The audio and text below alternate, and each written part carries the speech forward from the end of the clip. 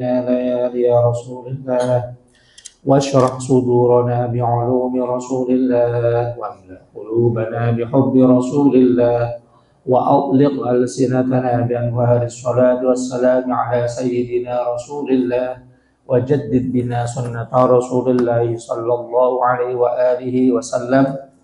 Wab'adu, melanjutkan pembahasan kita matan fikih Abi Syuja' sampai pada halaman 23, fasal tentang wa faraidul ghusli thalathatu asya'.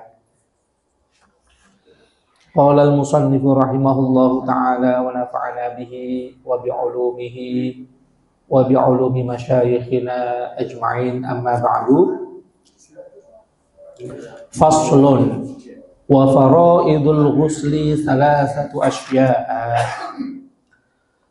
Hal-hal atau fardu-fardunya mandi atau rukun-rukunnya mandi. Mandi niku saged dianggap sah apabila dia telah memenuhi 3 syarat. Jadi rukun mandi yang wajib atau rukun daripada orang mandi.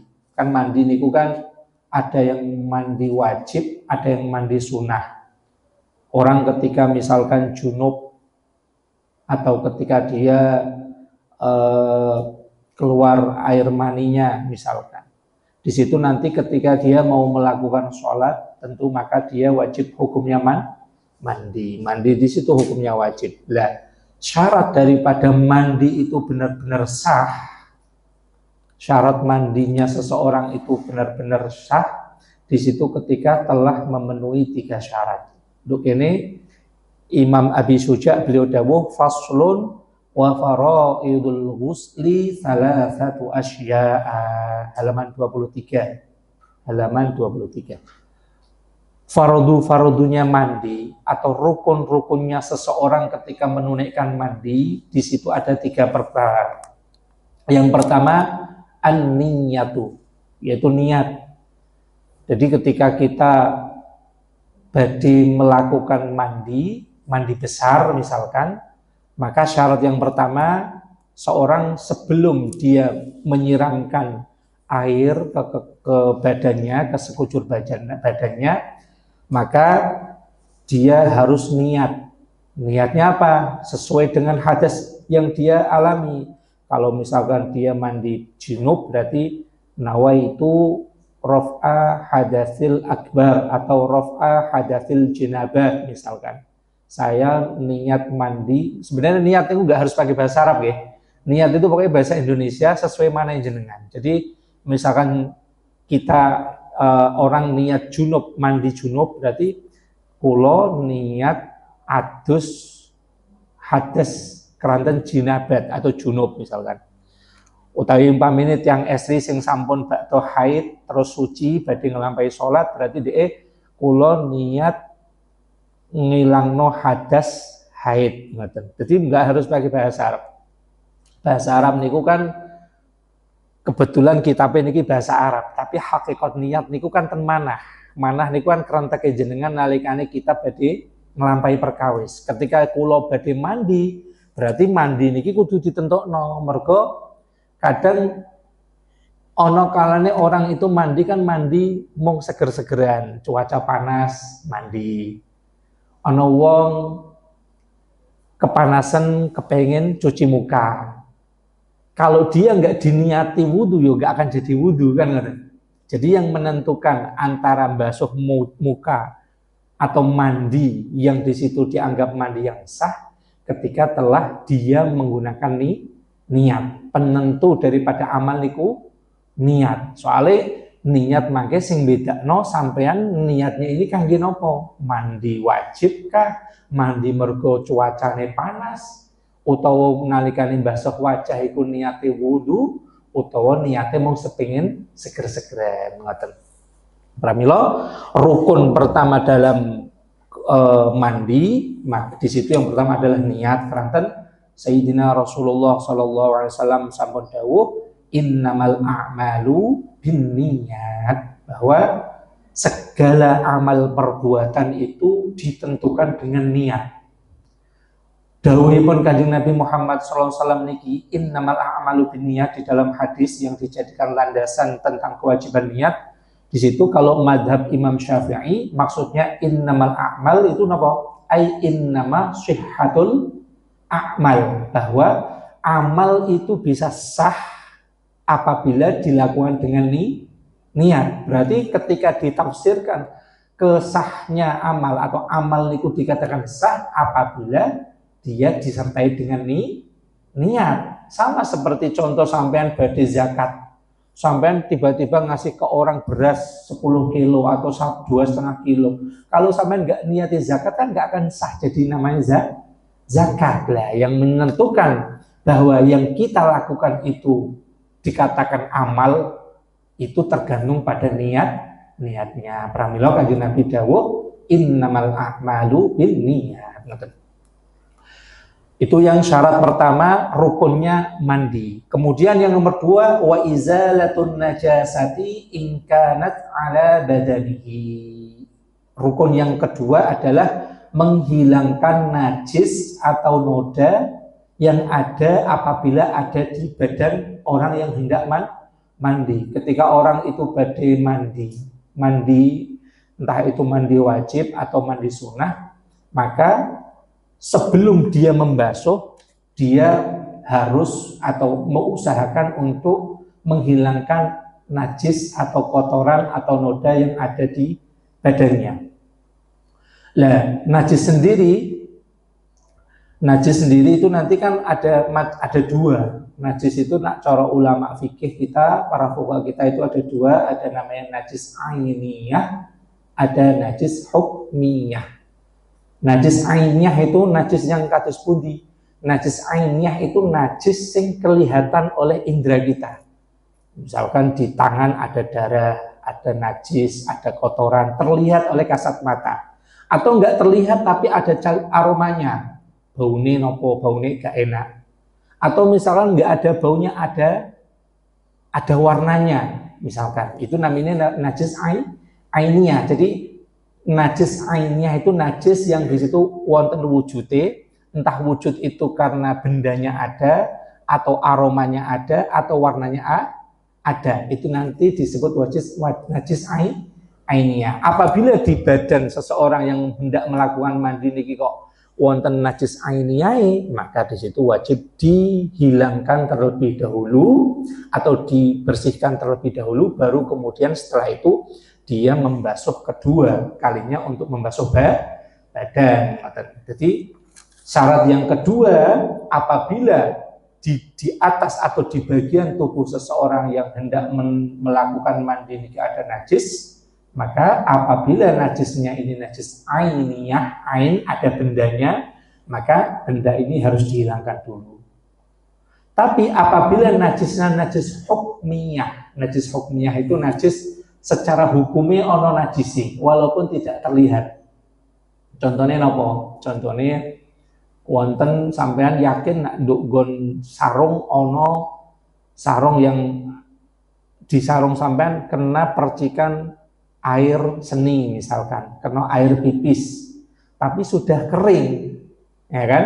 Sudah kering dan sudah hilang aromanya. Walaupun sudah hilang aroma, walaupun sudah kering, tetap itu dikatakan najis. Hanya saja itu namanya najis hukmiyah, najis yang secara hukumnya sajalah. Apabila di badan seseorang niki najisnya najis hukmiyah, dia tidak wujud, tidak wonten bendane, tidak ono aromane, tapi yakin kalau di badan tadi niku misalkan kena najis, kena kotoran, maka dalam hal konteksnya ketika orang kena wonten najis hukmiyah, bisa langsung dia membasuh membasuh badannya sekaligus menghilangkan najis hukmiyah tersebut. Artinya apa?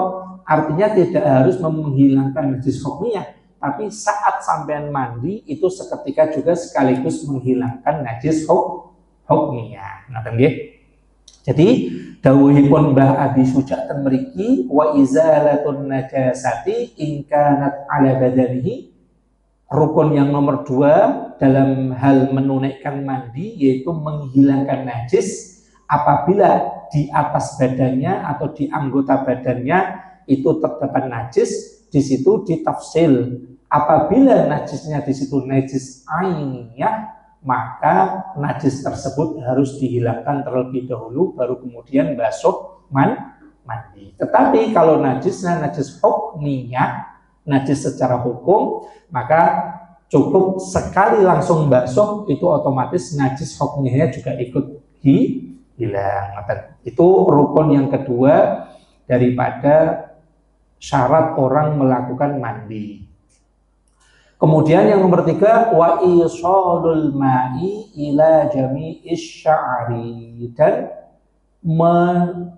meratakan seluruh air ke seluruh rambut dan wal basyarati dan kulit. Jadi syarat daripada yang nomor 3 daripada mandi yaitu apa? Harus seluruh anggota badannya niki kena dibasuh, harus terkena air. Air itu harus benar-benar merata ke sekujur badan. Termasuk badan itu apa? Yaitu rambut dan kulit. Sehingga apa? Berarti saat ini andekan rambutnya dikuncir misalkan, kados tiang-tiang estri, itu kan sebagian orang kalau rambutnya panjang itu kan dikuncir atau diikat seperti itu. Maka dia dilihat apabila rambut yang terikat niki, dikuncir niki, menahan air itu masuk, maka wajib rambut itu harus diudari atau diudari supaya apa? Supaya air itu bisa masuk ke dalam bagian dalam rambut. Jadi syarat yang nomor 3 di dalam kewajiban melakukan mandi yaitu apa? Air harus merata ke seluruh anggota badan, sehingga apabila ada rambut seseorang itu kok terikat, dikuncir misalkan, sehingga air itu tidak bisa masuk ke dalam, maka syaratnya maka rambut itu harus diudari.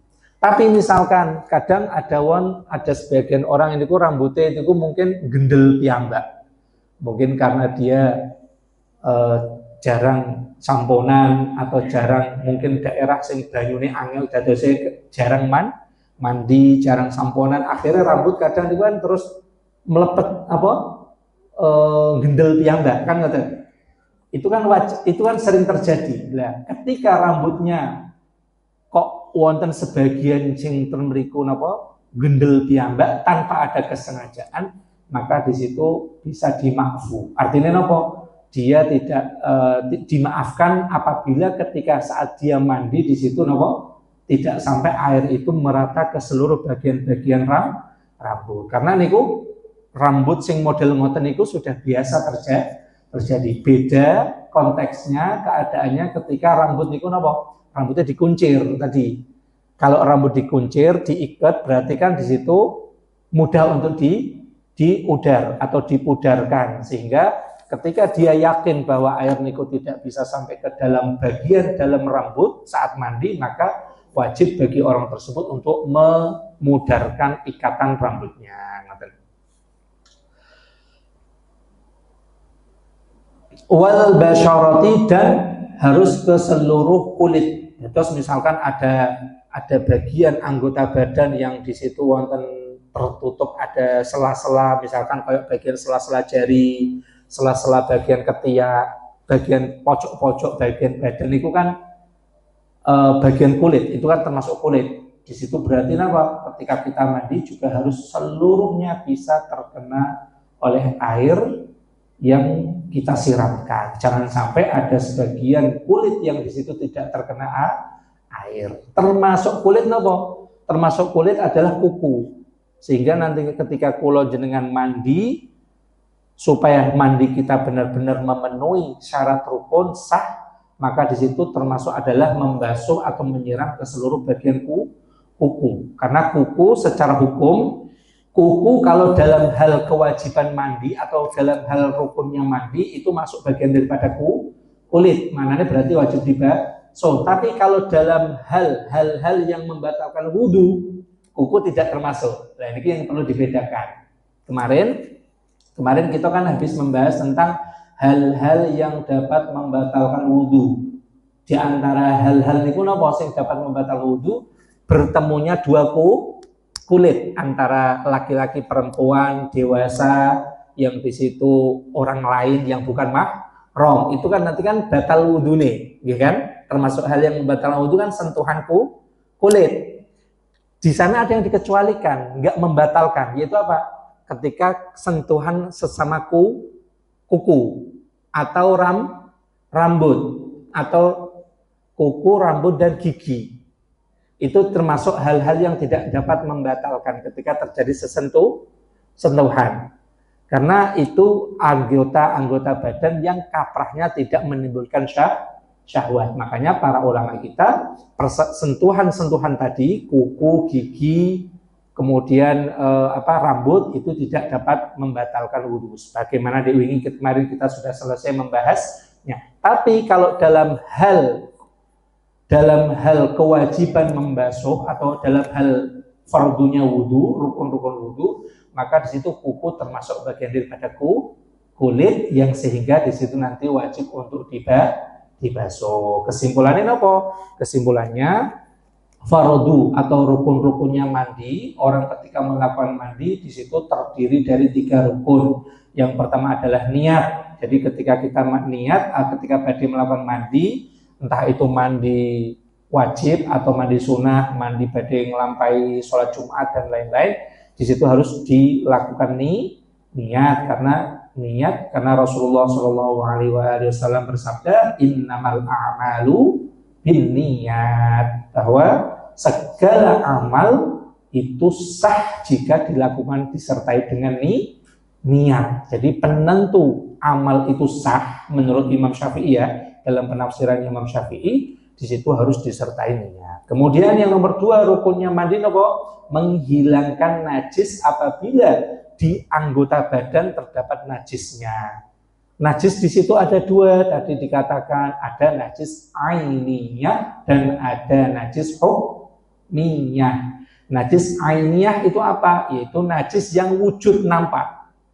Warnanya kelihatan atau aromanya kelihatan atau bendanya memang wujud, itu namanya najis ainiyah. Apabila di badan seseorang yang hendak mandi itu ada najis ainiyah, maka sebelum dia membasuh ke anggota badannya disunnahkan atau diwajibkan untuk menghilangkan najis yang ainiyah tersebut. Tetapi apabila najis yang melekat yang ada di anggota badan itu najis hukmiyah, itu najis yang najis yang secara kasat mata tidak ada, tapi nyata-nyata ada najis di situ. Seperti tadi kula matur, misalkan seseorang sarungnya kena cipratan air pipis, tapi terus udah kering, sudah kepanasan dan kering, itu kan sudah nggak ada aromanya, nggak ada warnanya, nggak ada baunya. Tetapi kita yakin di situ tadi kena najis. Berarti apa? Di situ termasuk dikatakan sebagaimana apa? Najis hukmiyah. Nah, ketika orang mau mandi di sekujur badannya ini kok wonten najis hukmiyah, maka di situ cukup ketika dia membasuh sekaligus tanpa harus menghilangkan terlebih dahulu. Basuhan pertama itu sekaligus untuk membasuh anggota badan dan juga sekaligus untuk menghilangkan najis hukmiyah. Kemudian syarat yang nomor 3 adalah wa isalul ma'i ila jami'is sya'ri wal basyarati, meratakan air ke seluruh bagian-bagian tubuh manusia seseorang, baik rambutnya, kulitnya dan seluruh bagian-bagiannya.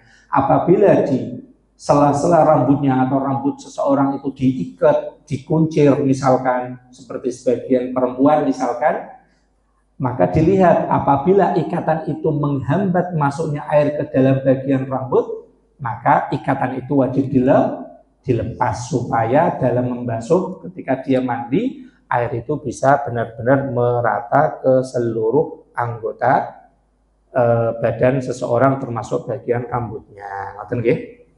Insyaallah niku sampun mafhum. Kemudian wasunanuhu khamsatu asya'a. Setelah tadi kita membahas tentang rukun-rukunnya mandi, itu ada 3, lalu kemudian di sana juga ada sunnah-sunnahnya mandi. Artinya apa? Ketika kita hendak mandi itu juga ada kesunahan. Maknanya kesunahan apa? Ketika kita melakukannya di situ dapat pahala. Lah, andaikan ditinggalkan di situ tidak membatalkan. Artinya menambah pahala seseorang ketika hendak dia melakukan mandi tersebut. Wa sunanuhu khamsatu asya'a. Kesunahan-kesunahan di dalam mandi atau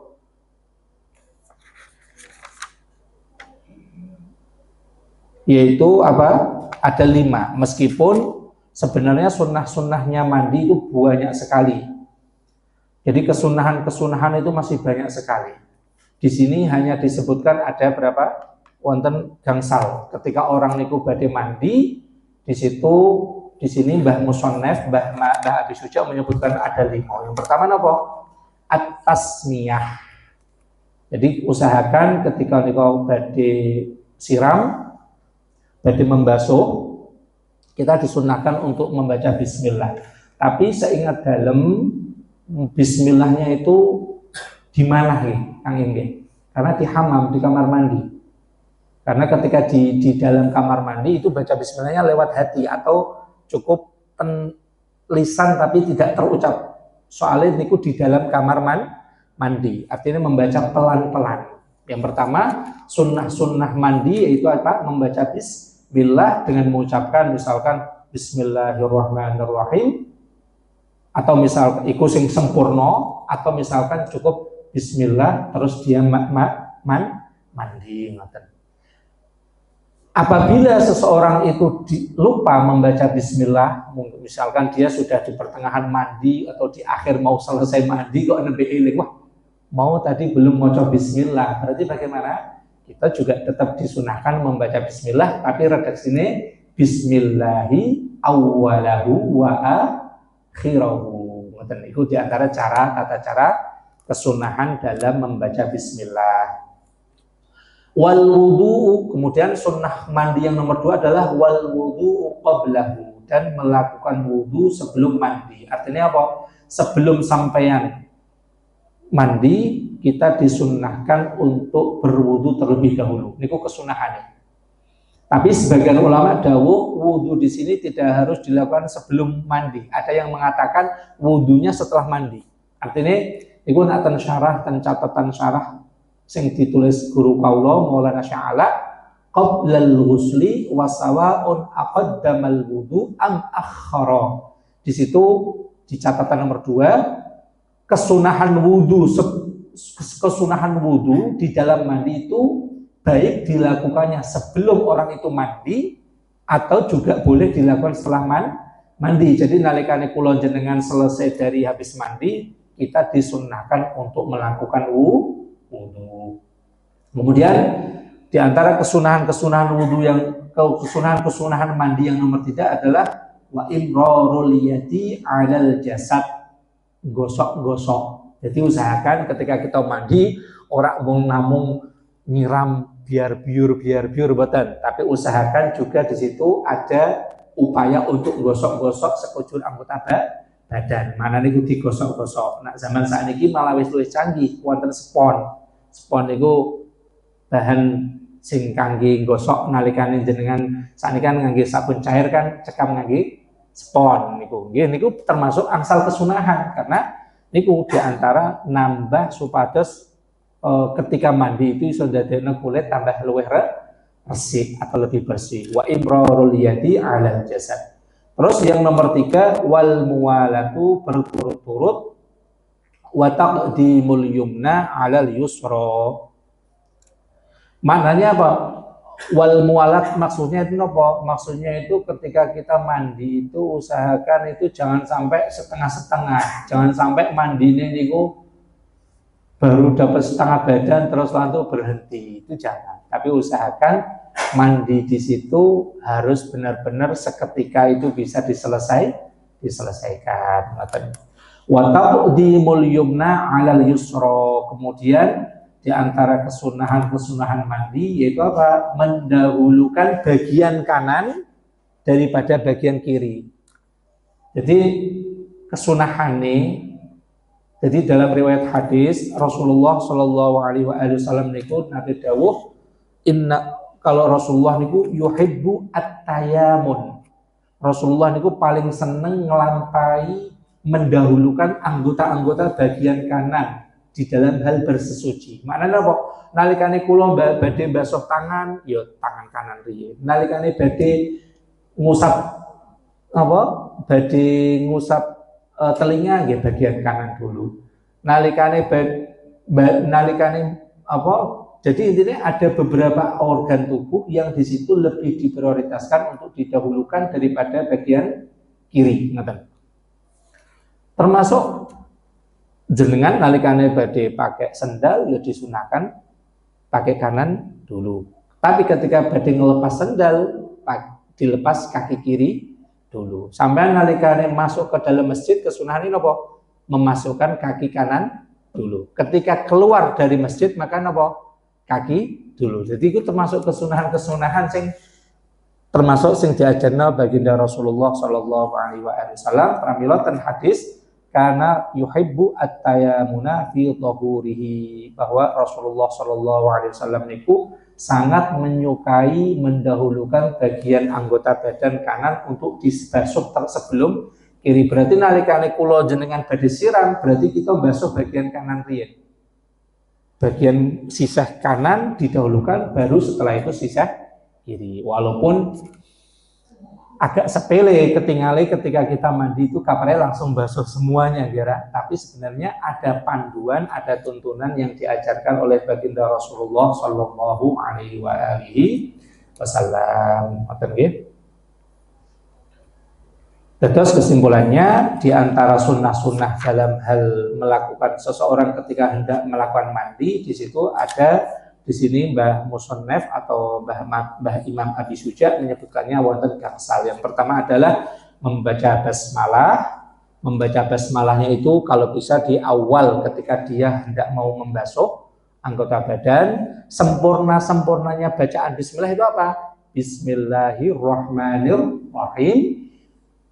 Minimal berapa? Minimal mengucapkan bismillahi, seperti itu. Nah, apabila orang nanti di tengah-tengah atau dia lupa membaca bismillah di awal ketika mandi atau di pertengahan, maka dia tetap disunahkan untuk membaca bismillah. Bacanya bagaimana? Bismillahi awwalahu wa akhirahu. Kemudian yang nomor 2 yaitu wudu. Wudu ini boleh dilakukan sebelum mandi dan juga boleh dilakukan setelah mandi. Nah, kalau di kitab Matan Abi Suja, wudunya dilakukan sebelum mandi. Tapi dalam catatan yang ditulis Maulana Syekh Ala, guru dalam, wudunya di situ nggak harus dilakukan sebelum mandi, tapi setelah mandi juga tetap disunahkan. Sehingga nopo, nalikane kula jenengan habis selesai mandi, kita tetap disunahkan untuk melakukan wudu, tapi sunnah dilakukan sebelum mandi. Kemudian yang nomor 3 yaitu apa? Imrarul yad 'alal jasad. Ketika mandi diusahakan adalah digosok-gosok. Nalikane kita basuh mandi kan bukan sekedar disiram. Memang benar ketika kita nyiram ke organ seluruh anggota badan mungkin itu sudah cukup memenuhi syarat sahnya mandi. Selama air itu rata ke seluruh badan, sekujur badan itu pun cukup. Tetapi sunnahnya usahakan niku napa digosok-gosok, termasuk ngangge gosok-gosok napa? Misalkan ngangge spons. Kemudian selanjutnya ada wal muwalatu, mandi dilakukan secara berturut-turut. Artinya jangan sampai antara habis basuh bagian kanan dengan basuh bagian kiri di situ jedane kedangon. Kedangonnya pripun? Bagian kanan wis garing kok nembe napa? Bagian kiri dibasuh. Itu namanya mboten mualah. Ciri-ciri mualah niku apa? Berturut-turut napa? Basuhan anggota yang kanan sebelum kering sudah melakukan basuhan yang ke kiri atau yang kedua. Kemudian yang nomor gangsal yaitu wa taqdimul yumna 'alal yusra, mendahulukan anggota-anggota badan yang sebelah kanan daripada membasuh atau menyiram anggota-anggota badan yang sebelah kiri. Ngoten nggih. Niku wonten pertanyaan, menawi wonten pertanyaan sing badhe ditangletake.